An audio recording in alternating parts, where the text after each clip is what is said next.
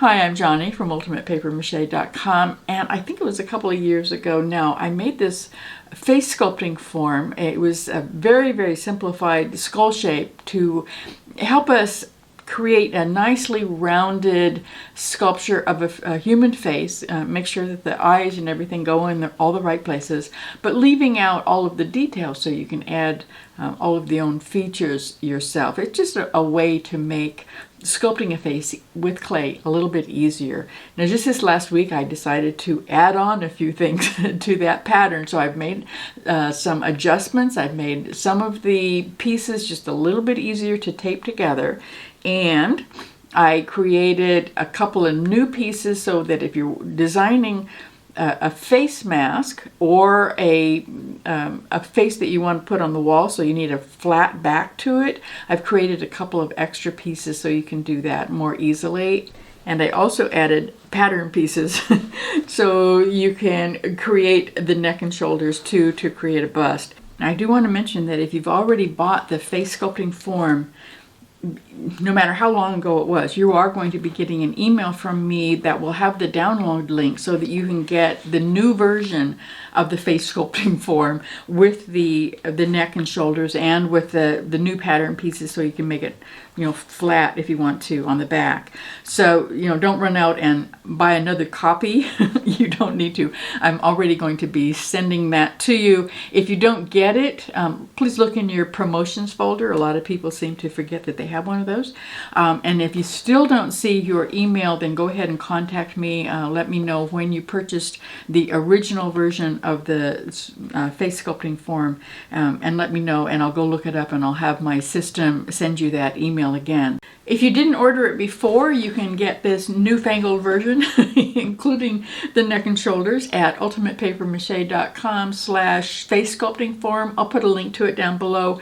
Now, when I put together the original face sculpting form, I thought about putting the neck and the shoulders on it, but I deliberately left it off because when you go out to Google and do a search for sculpted bust, every single one of them is different. Sure, you have the head and you have got the shoulders, you got some of the chest, but every single one of them has the head at a different angle, the shoulders are doing something different, they've got, it's different. There's 100 different ways you can do it. So it just seemed to me like it would be easier to go ahead and let everybody design the neck and shoulders themselves, but get a head start with the face sculpting form. But last week I thought of two projects that I really want to do. They're going to be so much fun, and they both involve faces, not entirely human faces actually, but definitely faces.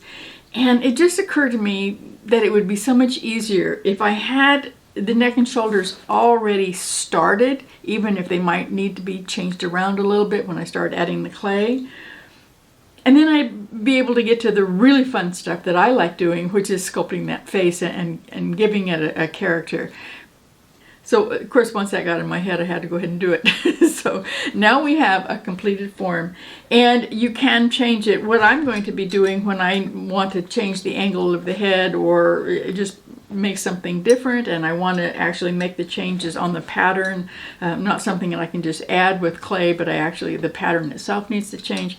I'm going to be using a box cutter. Just move things around, tape it back together. As long as you put some paper mache over all of the taped seams, it should work. I mean, it's not going to be exactly right, but this goes on the inside of your sculpture. It's not the final sculpture. So whatever you're putting on the outside of it is going to cover up any, surgery you happen to do on the inside. Now, I also made several different versions. These are exactly the same pattern pieces. I just printed this one is at 60%. This one was printed at 100%. It's 13 inches high. The 60% guy comes out about 8 inches high, and I actually haven't measured this one yet. This one was printed at 80%. So you can see that it's going to be really easy to change the sizes. This one is going to be a portrait of my stepmother's Shih Tzu. wearing clothing from one of the sisters in the Downton Abbey TV series. Going to have a lot of changes to this one, but the bottom portion actually is going to stay very much the same. I won't have to change that. The head though, yeah, quite a lot. I'm going to make one at the 80% size for the pan. I've been wanting to do that for years. I'm not going to use this guy though, because I'm going to use this one to show you how I'm going to waterproof it. I did cover it with paper mache.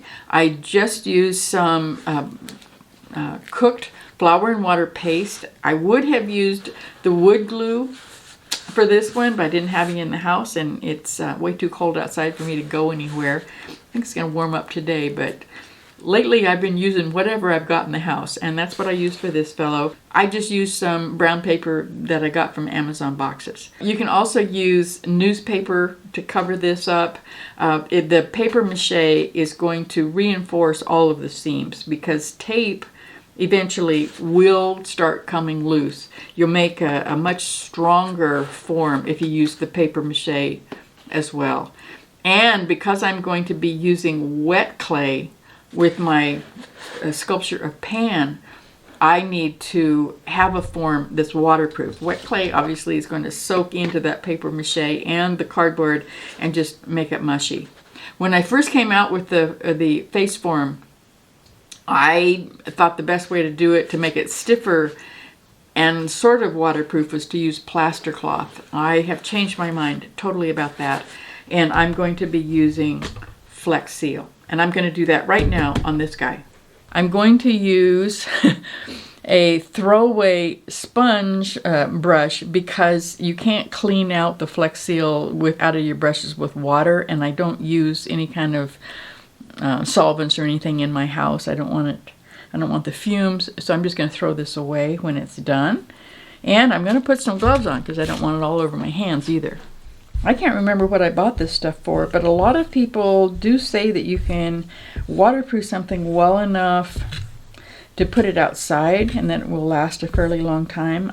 If you really like this stuff for outdoor use, let us know. I know we're going to get a lot of questions about it, and because I have never used it that way, I'm not going to be able to answer any of them. So maybe you could. And I'm just going to go ahead and start putting it on here. I'm trying to be careful to not put on so much that it drips because it's really, really heavy stuff, and so, really thick. So it is going to drip if it has a chance. So I'm just being real careful to smooth it out and push any extra down. I actually ended up picking him up because this clear material is really hard to see, and it's also really easy to leave little spots that haven't been covered up. So, I don't want any little bare spots sticking out. Even if you do, 2 coats, which I intend to do, I still would prefer to start out with them completely covered with no bare spots. There's one right there that I thought I had it covered, and it's not. And I can't really see it without picking it up and kind of moving it around in the light. The only way I can know if it's got some Flex Seal on there or not is whether or not it's shiny.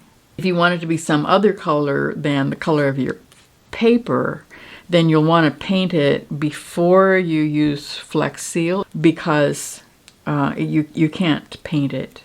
I also want to mention here, I should have mentioned this before, I put a weight inside of here, and the instructions that come with the pattern also show you how to do that. It's really easy. I really thought I had him completely covered, no bare spots whatsoever, so I threw out the brush, put the Flex Seal away over on the shelf, and now that I'm looking at it, I can already see 2 spots that I missed. It's really hard to see with my eyeballs whether you've covered everything or not when it's clear like this. But all those spaces are going to be covered up when I come back and do the second one. Letting it dry is going to be the hard part because they say it's going to take at least 24 to 48 hours per coat. So you want to, if you're going to be doing this, you want to do it ahead of time. Don't think that this is a fast project. It really isn't.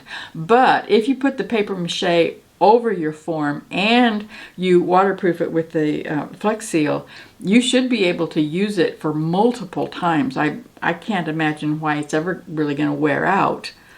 This guy is, obviously, I can only use it once because I'm going to leave it on the inside of my sculpture. I'm really excited about some sculptures that I'm going to make with the face sculpting form, so be sure and watch for those. And if you didn't already order the original version of this pattern and you would like to have the newfangled version, you can order it now. A small charge for it at ultimatepapermache.com.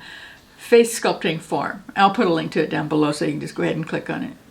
If you've already used the face sculpting form already, or if you're getting ready to make something with this new version of it, be sure to come back to my website because we would really love to see how it turns out. You can show off your work at the Daily Sculptors page. There's a link to it at the top of the site. So a lot of people come out there every single day to see what people are doing. So be sure and share what you're doing. Now go make something and then come visit me, ultimatepapermache.com. I'll see you there.